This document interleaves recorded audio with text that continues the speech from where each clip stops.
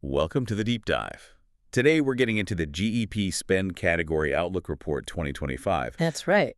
Think of it as your guide to the big shifts coming in global supply chains, procurement, basically all that indirect spending. Yeah, everything a business buys that isn't, directly part of the final product. And our mission today, really just to cut through all the data, all the noise, and give you the key intelligence.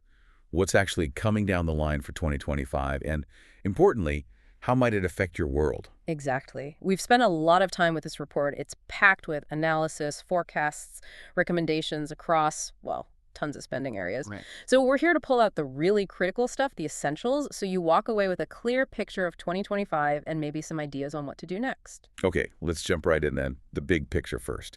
Global business, macroeconomic trends.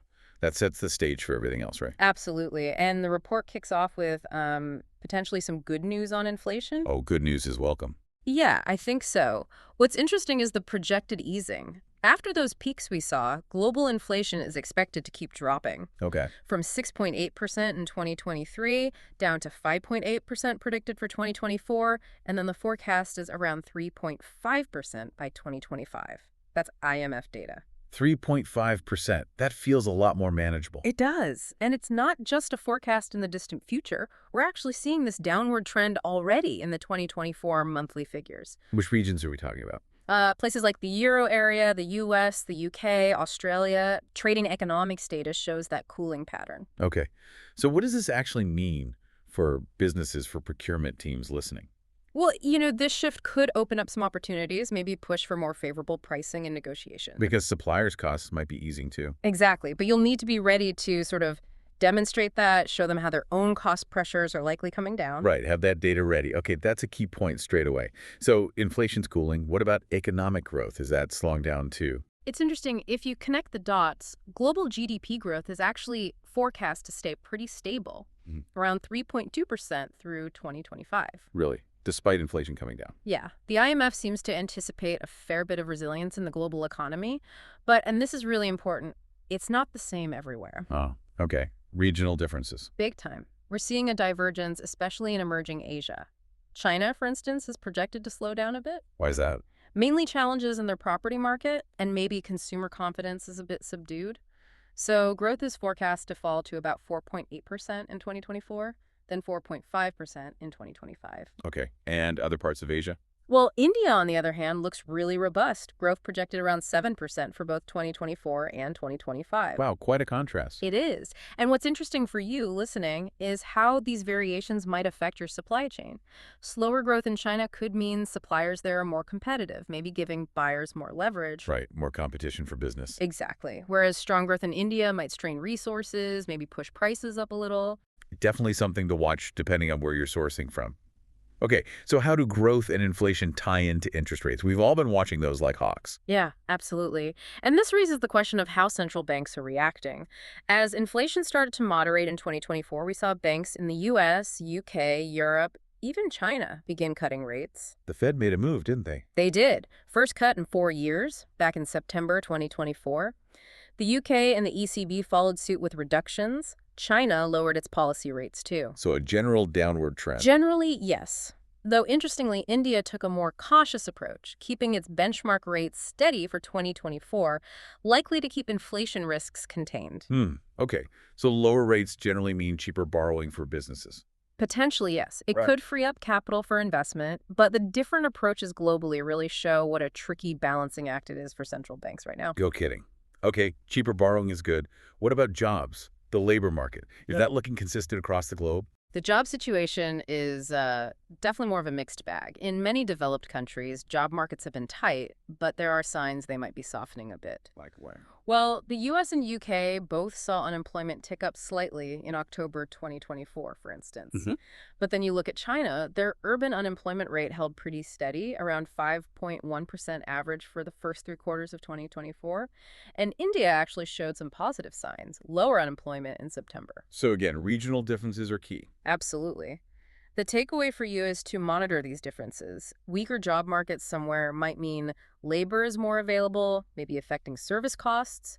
Strong markets elsewhere could mean more competition for talent, pushing up labor costs. Makes sense. It's definitely complex. The report also mentions AI and automation's impact on jobs in 2025. That's a huge topic. It is, and what's fascinating is the regional split the report anticipates. How so? It suggests developed countries where more jobs involve cognitive tasks, think finance, data analysis, that sort of thing, will probably see a bigger immediate impact from AI. Right. Those roles are more easily automated or augmented by AI. Exactly. Whereas Asian countries with more concentration in manufacturing lower skilled services might be less affected in the short term, but Yes. that might also mean slower productivity gains from these technologies in those regions initially. Interesting trade-off. So for procurement. It means when you're sourcing services, especially in developed economies, you might see vendors using more AI, potentially offering cost efficiencies down the line. That's a really crucial distinction. Yeah. Good point. Okay, let's switch gears slightly. Energy prices, always a massive factor. What's the forecast for 2025? Well, oil prices did dip a bit in 2024. They came down from around $85 a barrel to an average of $75 by September. And looking ahead. The report thinks prices will likely stay somewhere in that $75–$80 range for the rest of 24 and through 2025. Why that range? Mostly ongoing geopolitical stuff. The Middle East, the Russia-Ukraine conflict. Those uncertainties tend to keep a floor under prices. But it's volatile, right? Could it go higher Yeah. or lower? Oh, definitely. Any serious escalation in the Middle East could easily push prices over $80. On the flip side, more stability might bring them under $70. So flexibility in energy procurement is key. Absolutely. And just keeping a really close eye on global events. Okay, so that's the big picture. A complex web of global forces. Let's zoom in now on specific indirect spend categories, starting with capital equipment. Right. Capital equipment. Several things are coming together here. There's still some, lingering supply chain uncertainty, though maybe less than before. We expect cooling inflation, maybe more stable interest rates, which helps. But a big driver is businesses wanting to preserve capital. So not making huge upfront purchases. Exactly. That's leading to more interest in what they call asset-light models, so more leasing or renting instead of buying outright. Makes sense. What else? Automation and using data in operations are still gaining steam. And, of course, sustainability is becoming a much bigger factor in deciding what capital equipment to buy. So given all that, what does GEP recommend for businesses buying capital equipment in 2025? They talk about balancing supply resilience with innovation. How do you do that? Things like dual sourcing or local sourcing to reduce disruption risk, but also forming strategic partnerships to work on new tech together. Okay. They also stress optimizing the investment itself. Look at flexible options like leasing or modular designs that can be adapted. Right, not just the purchase price. Definitely not. Investigate new Industry 4.0, tech more automation, data exchange and manufacturing, and focus on the total cost of ownership, TCO.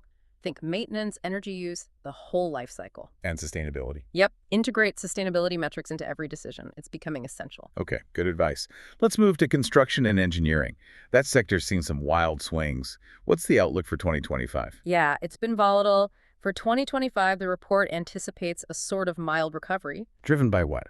Areas like healthcare construction, data centers are strong, but raw material markets, still likely to be volatile. That's a challenge. Still facing supply chain issues, too. Yeah, disruptions for essential materials are expected to stick around. And the labor shortage, skilled trades especially, that's a big ongoing concern. What else is trending? Sustainability is really becoming a competitive edge now. And digital transformation, AI, IoT, BIM, building information modeling, basically creating digital models of projects. That's becoming much more common. So for procurement folks in construction, what's GEP's advice? They recommend really prioritizing technology and digitalization to improve efficiency. Actively embrace sustainable construction practices, materials, everything. Collaboration important. Hugely. Foster better collaboration with your vendors. Also, stay on top of government regulations and initiatives, things like the U.S. Infrastructure Bill, EU emissions rules. Those have a big impact. And new materials. Yeah, they even suggest exploring advanced materials like 3D printed concrete or graphene. The market for those advanced materials is projected to grow significantly, hitting over $111 billion by 2031. Wow, okay. Definitely future-focused.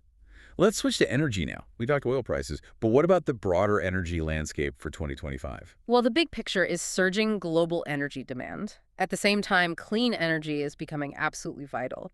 Renewables are expected to generate over 55% of electricity by 2030. That's a huge shift. It is. We're also seeing more momentum behind things like nuclear, small modular reactors, SMRs, FMRs, right? and green hydrogen.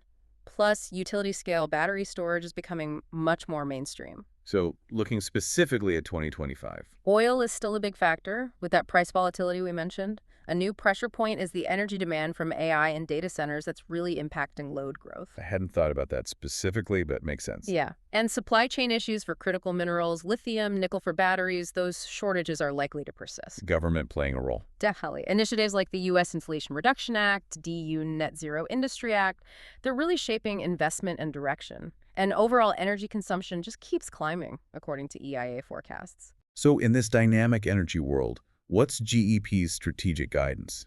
They advise investing in resilient infrastructure. That means grid modernization, exploring SMRs, hydrogen, storage solutions. Technology, too? Absolutely.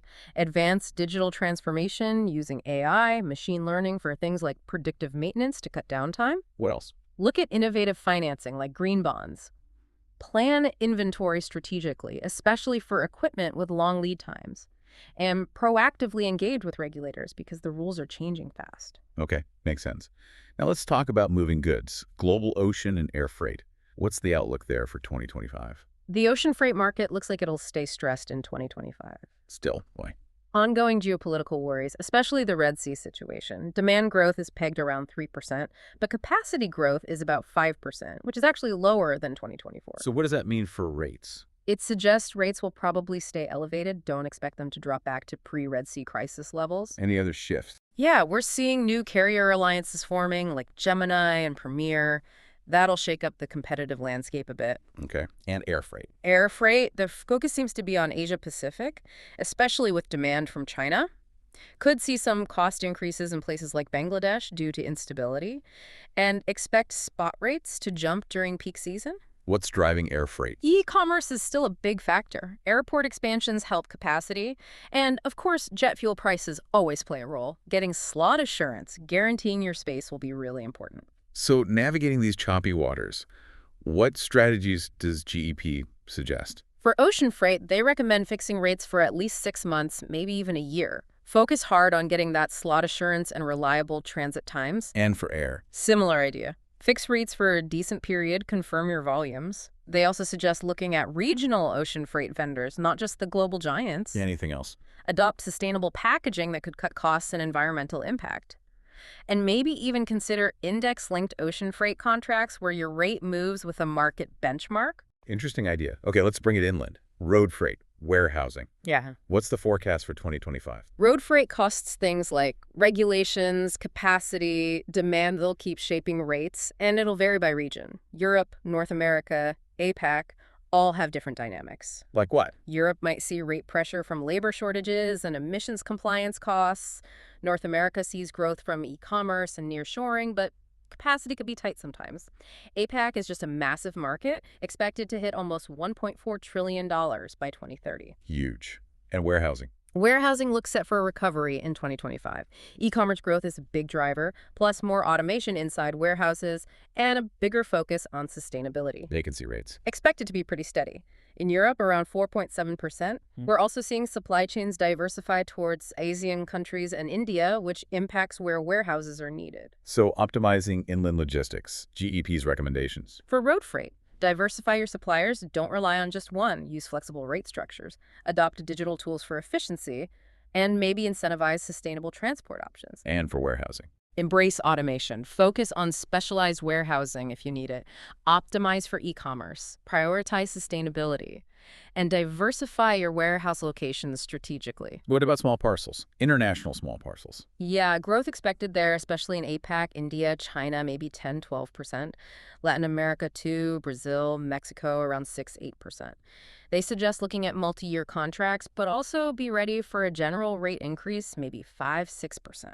Okay, useful benchmarks. Let's talk business travel. That's changed so much. What's the 2025 outlook?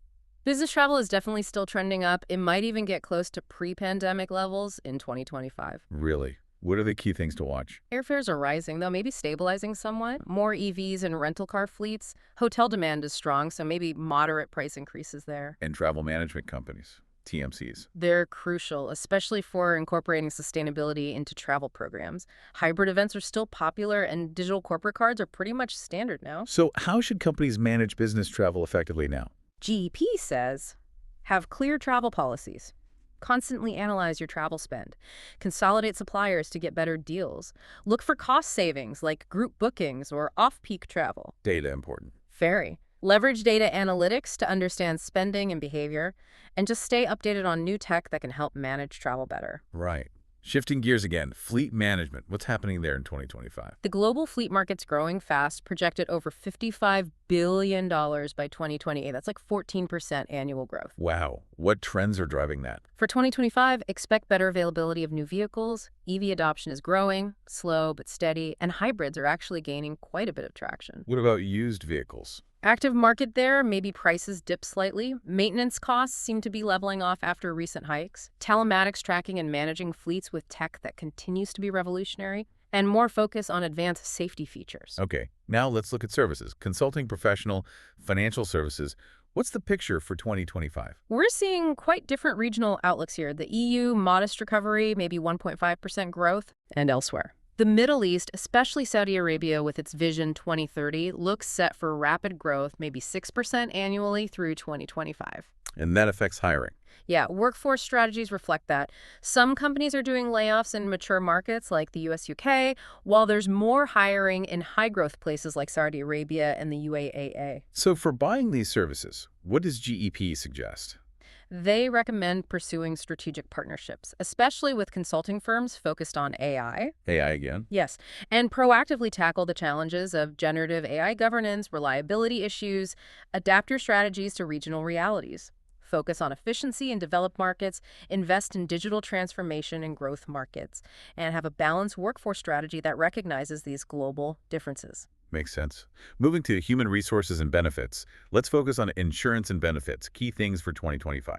The market there is really focusing more on flexibility and employee well-being. The corporate wellness market is booming, projected near $75 billion by 2030. Technology playing a role. Increasingly, AI is being used for things like analyzing insurance contracts with NLP or predicting hospitalization risks. Customization of benefits is key, and strong relationships with your providers are vital. And GEP's advice for procurement and HR benefits? Prioritize tech-enabled delivery. Think AI, telemedicine. Use data to manage suppliers, set KPIs, push for flexible offerings, and consider bundling services through benefits administration outsourcing BAO to get expertise and tailor things better. Okay, let's talk temporary labor. What are the big trends shaping that market in 2025? Temp labor in 2025. It's influenced by a few big things: growing adoption of DEI, diversity, equity, inclusion, tech innovations and talent management, and just ongoing economic uncertainty making flexibility valuable. Demographics playing a role. Definitely. Gen Z is becoming a bigger part of the workforce, maybe 25% in 2025. They, along with the gig economy generally, are driving demand for flexibility. Any regional specifics? Europe seems to have a stronger emphasis on sustainable hiring and DEI in temp labor, partly due to regulations like the CSRD. Corporate Sustainability Reporting Directive, right? Exactly. So how should companies approach buying temp labor now? GEP says, integrate DEI into your strategies. Use technology, AI-powered VMS systems, predictive analytics, RPA for admin tasks, even sentiment analysis. Relationships matter. Very much so. Build strong relationships with your temp labor suppliers for reliability and quality. And just use temp labor strategically for that flexibility you need when the economy's uncertain. Okay. Next up, legal services. What's the outlook there? Legal budgets are likely to stay under pressure in 2025. That's even as law firm billing rates keep climbing. They already went up quite a bit in 2024, on average. So cost pressure is high. It is, which makes collaboration between the internal legal team and outside counsel really critical. And technology, especially AI and automation for routine tasks, continues to be a major disruptor. What does GEP recommend for managing legal spend effectively? Develop a clear strategy for how internal and external teams collaborate. Build strategic partnerships with a smaller group of key external firms. Focus your internal lawyers on the really high-value work. Budgeting. Budget carefully for both internal and external counsel, especially for high-demand services. Regularly look at your budgeting models for tech and talent in the legal function. Keep assessing available legal tech and prioritize good legal practice management solutions. Comprehensive advice. Okay, let's shift to IT and telecommunications. Big area. IT services first. Yeah, IT services. Finding cost savings might be tough in 2025. Things like cost of living adjustments for staff, scarcity of skilled people, it pushes costs up. Demand still strong. Oh, yeah. Demand for integration, development, maintenance services remains high. Maybe less volume in traditional IT consulting projects, but lots of companies are locked into longer-term managed services deals. Okay, what about hardware? Hardware. Generative AI is boosting demand for cloud and data centers significantly, but we still have some lingering supply chain issues and high production costs, so expect moderate price pressure upwards.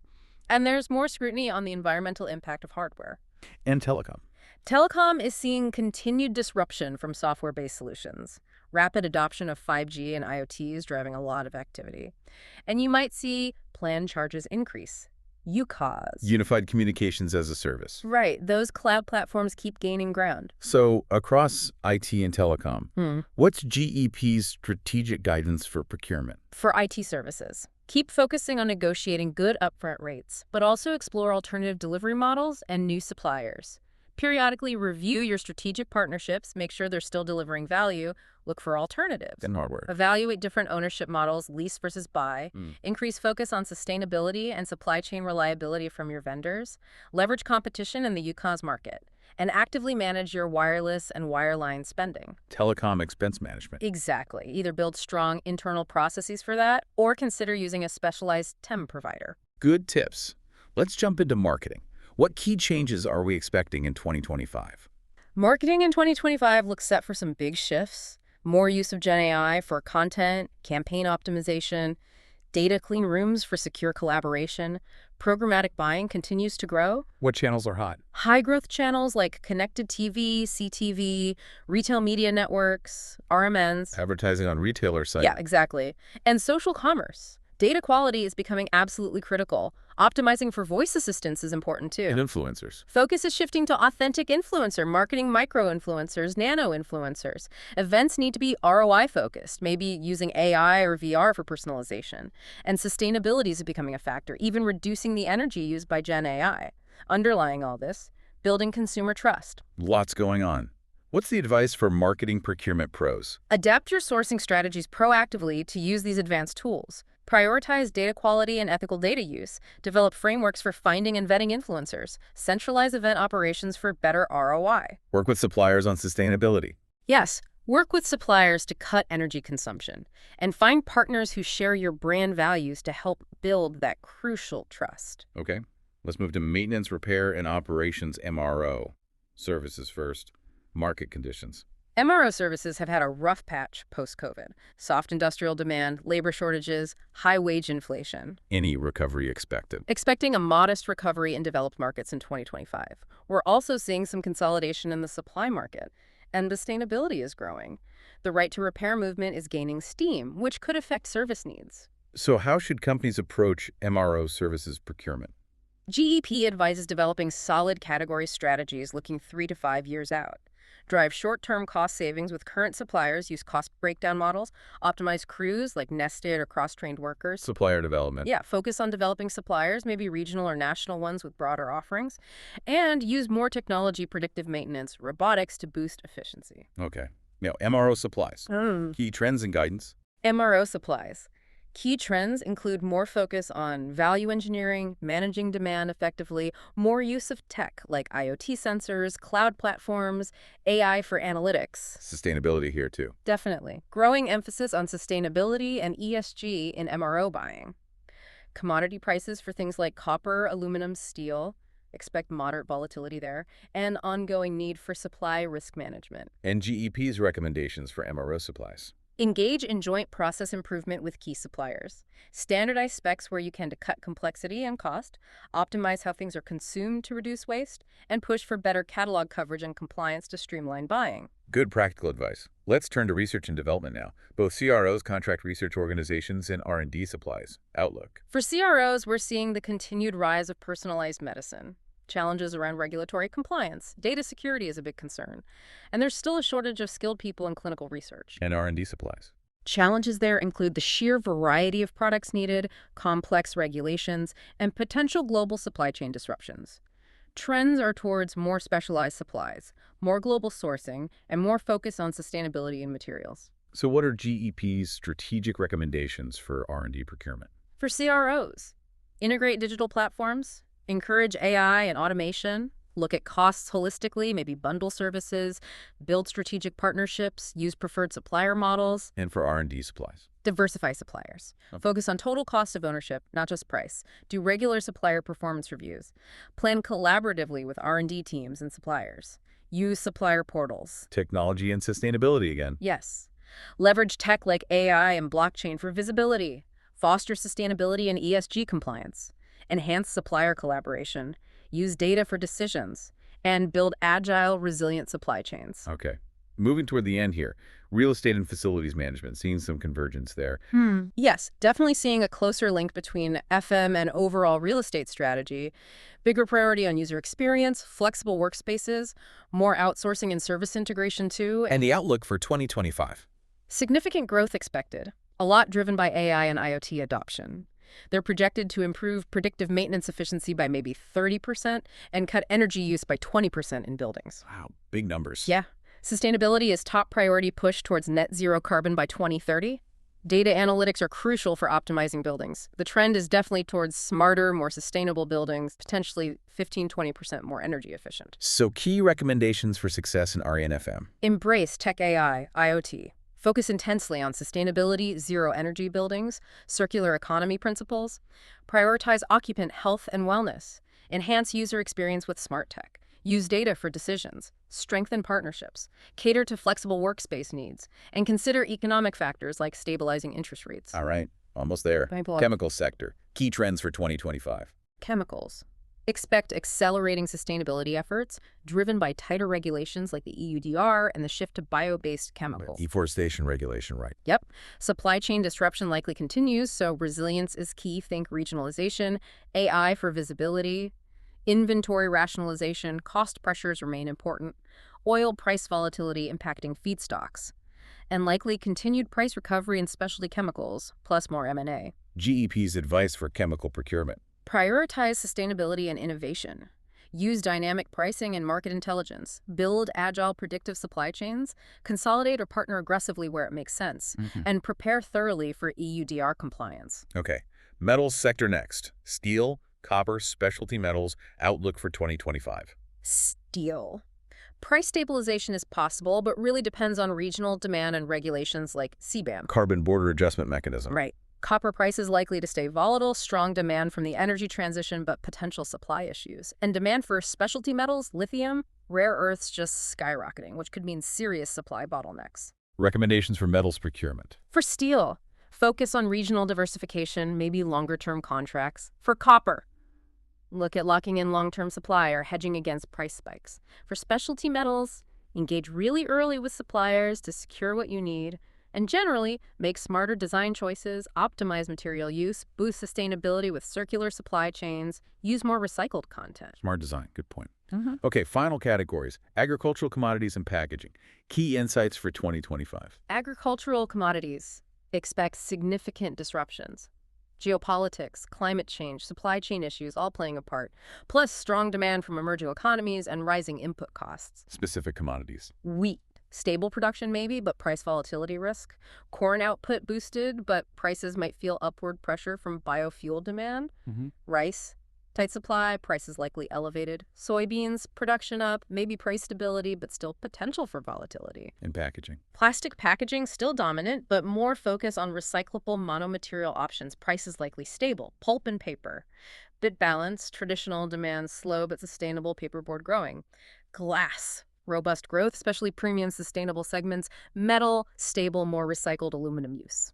Key drivers across the board: sustainability and regulations, circular solutions, eco-inks, SEC-U rationalization. And GEP's final recommendations for these vital sectors. For ag commodities, strengthen supplier relationships, diversify supply bases, use tech for efficiency, AI forecasting, IoT monitoring, blockchain traceability, monitor geopolitics closely, prioritize sustainable procurement like regenerative agriculture, manage input cost volatility, long-term contracts, efficient techniques, And for packaging. leverage favorable raw material prices where you can now, invest strategically in sustainable options, simplify your SKU complexity, strengthen partnerships with innovative suppliers, and adopt a total cost of ownership approach when evaluating packaging. Wow, that was an incredibly thorough journey through so many spend categories.